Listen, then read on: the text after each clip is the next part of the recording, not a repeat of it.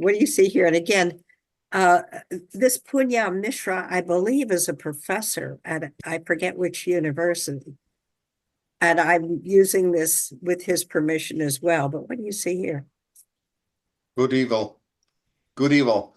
And obviously now my mind is set to find, because you conditioned me to see that. So I'm perceiving now differently than before. Oh, that's interesting. Right. So your perception has shifted, or your mindset has shifted. Yeah. In terms of what you're looking for.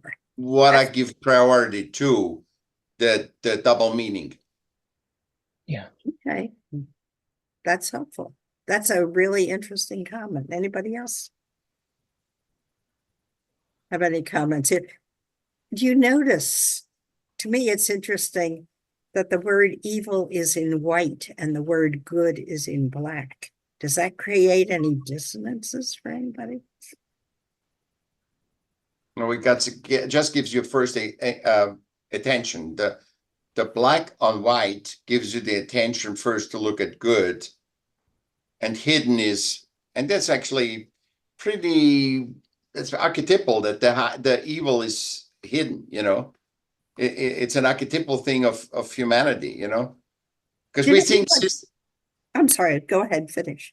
We think that systems are really good for us, and literally everything system relevant is actually harmful to humans, because humans are one of one, and ultimately they need to generalize, and they cannot really we created system to serve all humans, to connect to all humans, because we are naturally equal by our uniqueness. And we have over generations now given systems so much power that actually we serving with our life force and our adaptability the systems.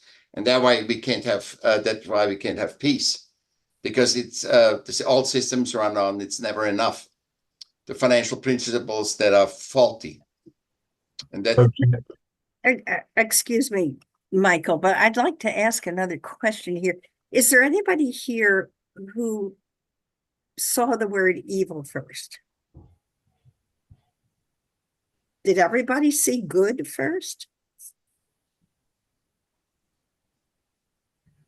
Don't see any hands. Janet, I think there's also an implicit bias here. I got the pleasure of hearing Martin Luther King, 1964, 63, 64. And he, you know, the implicit bias is the good cowboy has a white hat and the bad cowboy has a black hat. We whitelist people we want to hear from on email. We blacklist people. But here, the colors are reversed. And so that I find that fascinating. You know, it's contrary to the natural language bias that we grew up with. That we were conditioned into and taught. Yep. Yep. Interesting. Anybody else want to comment on this one before we move on? I love what Hugh said, because we are conditioned to see, we're conditioned to sense, we're conditioned to be racist, we're conditioned to be gender, because those are systemic categorization, generalization, that women are weak, that are different races weak. We are all humans. That's the only thing that connects us. We have one common denominator, and that's humanity. So Janet, what reminds mine continually goes is how all these perspectives, and maybe toward the end, you'll have a chance for us to weigh in on how do we apply these as where we are leaders.